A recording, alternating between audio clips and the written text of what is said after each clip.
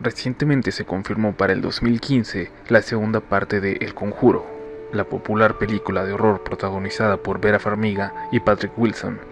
La cinta, que se convirtió en uno de los mayores éxitos en el cine de terror de los últimos años, estaba basada en el expediente de la familia Perron, uno de los casos paranormales más impactantes de los que se tiene registro en la historia de la investigación de estos fenómenos. En la segunda parte, la historia se centrará en el único caso registrado que quizás podría superar al de la familia Perron por el impacto que tuvo incluso en los medios de comunicación. Esto es, el Poltergeist de Anfield. Veranos de 1977. Anfield, un barrio en los suburbios del norte de Londres. La noche del 30 de agosto, Margaret Hudson, una mujer divorciada, y sus 4 hijos, Peggy de 13, Janet de 11, Johnny de 10 y Billy de 7, se fueron a dormir temprano. El clima era templado y todo presagiaba una noche larga y tranquila. Sin embargo, algo está a punto de ocurrir. Algo que será el comienzo de una larga y horrorífica temporada de sucesos paranormales que aún hoy no tienen explicación. Lo que comenzó esa noche no solo cambió a la familia de Margaret, sino al popular barrio obrero de Anfield por completo. Esa noche, los gritos de sus hijos Janet y Johnny despertaron a Margaret y ella, alarmada, subió hasta su habitación. Todo parecía estar en calma, pero sus hijos, entre sollozos, le dijeron que la cama se había sacudido violentamente.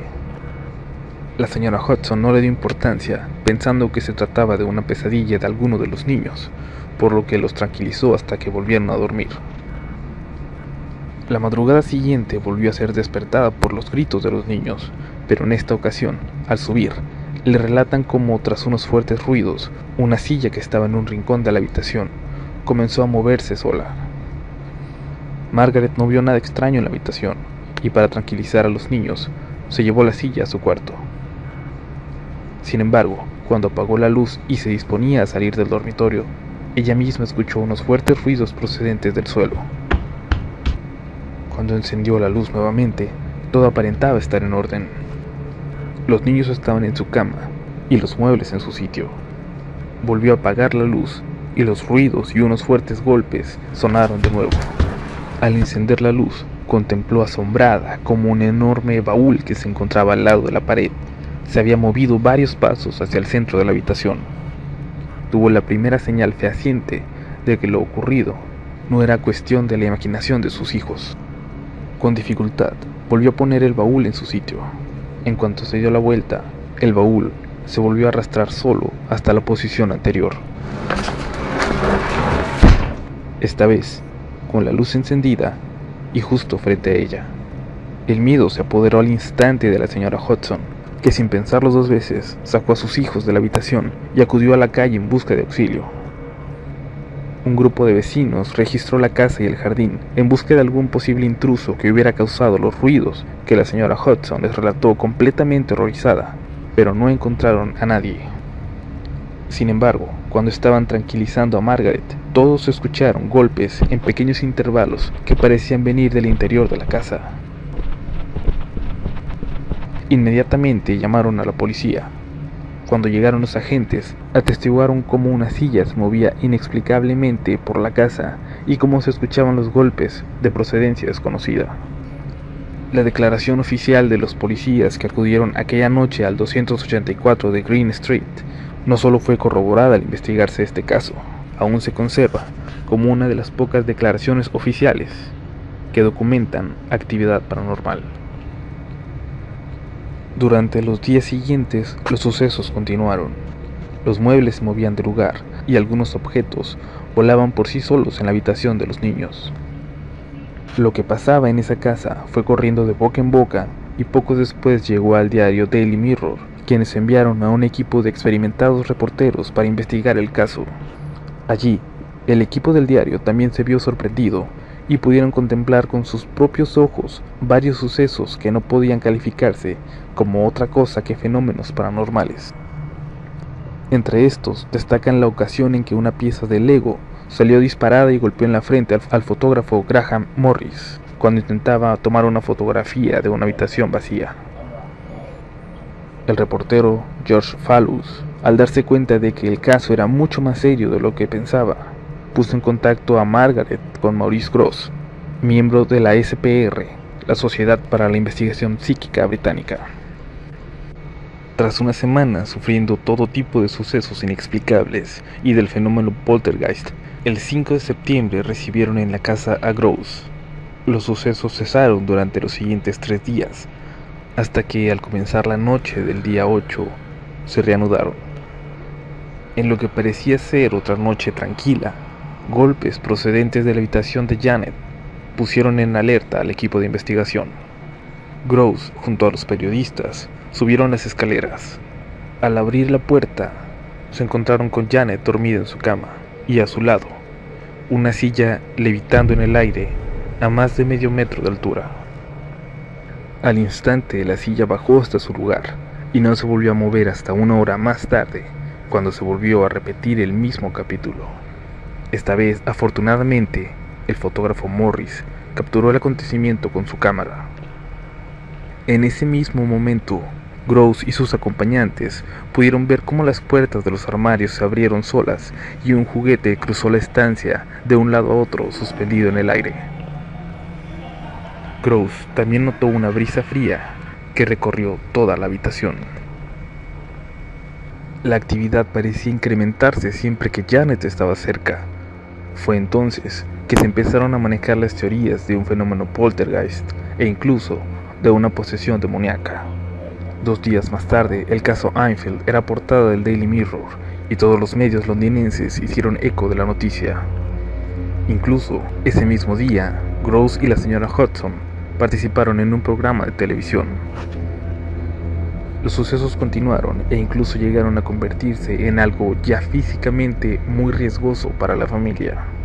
A los objetos que se movían, desaparecían o cambiaban de lugar, y a las interferencias eléctricas que averiaban los sistemas de grabación de los reporteros, se sumaban con el tiempo nuevos episodios como charcos de agua que aparecían sin motivo alguno, los muebles que eran lanzados escaleras abajo desde el segundo piso y los cajones que salían de sus lugares disparados. Cualquier objeto de la casa era susceptible de salir volando en cualquier momento, con el peligro de impactar en alguien. De vez en cuando también, brotes de fuego surgían de la nada, y del mismo modo se extinguían sin dejar alguna marca de quemaduras. Las cortinas se agitaban como en un vendaval, estando las ventanas y puertas cerradas. Janet declaró que una noche, una fuerza invisible la sacó de su cama y la arrojó hacia la ventana.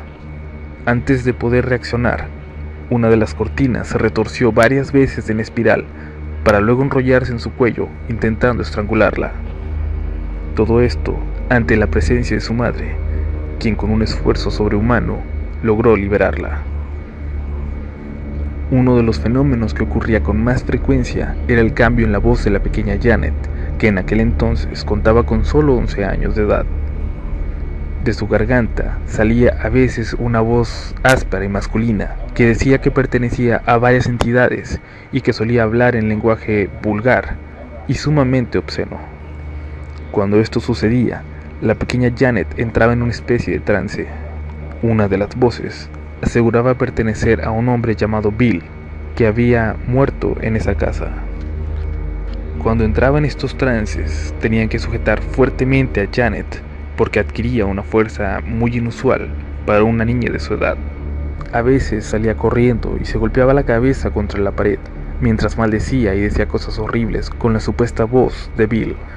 En una de estas ocasiones, tumbó incluso de un solo golpe a un trabajador social, un ex policía bastante corpulento, que intentaba tranquilizarla junto a su cama. Grosse llegó a comunicarse en varias sesiones con los supuestos entes inteligentes que estaban atormentando a la familia. A las preguntas de Grosse, ellos contestaban con golpes. Un golpe significaba sí, 3 golpes significaban no. A la entidad que aseguraba haber muerto en la casa, se le preguntó durante cuántos años había vivido allí. Sonaron 53 golpes.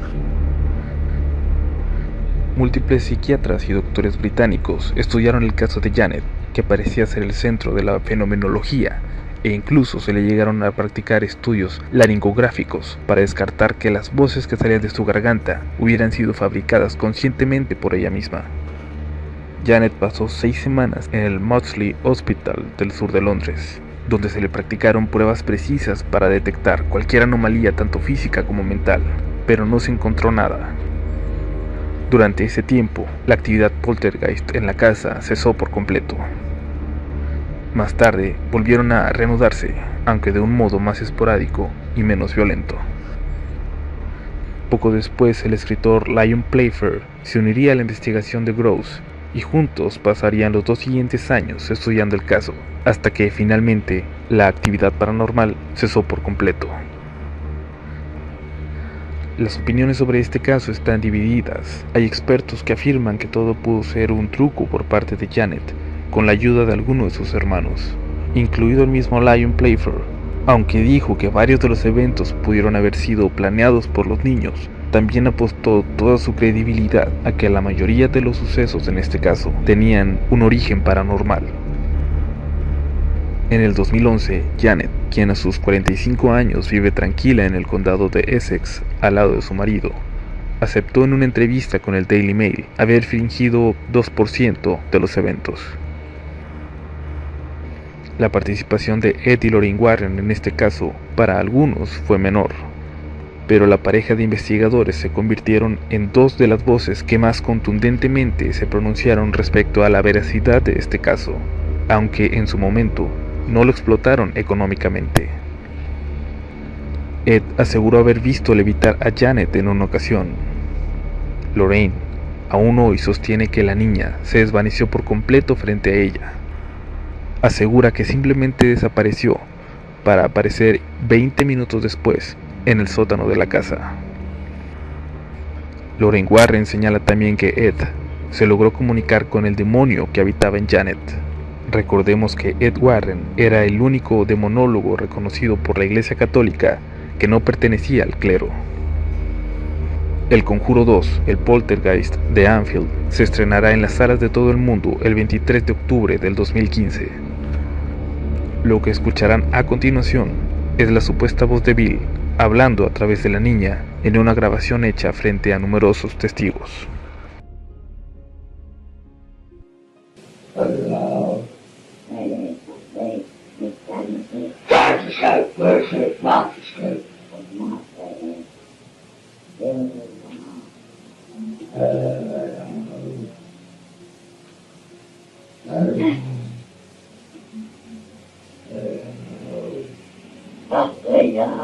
All right, leg.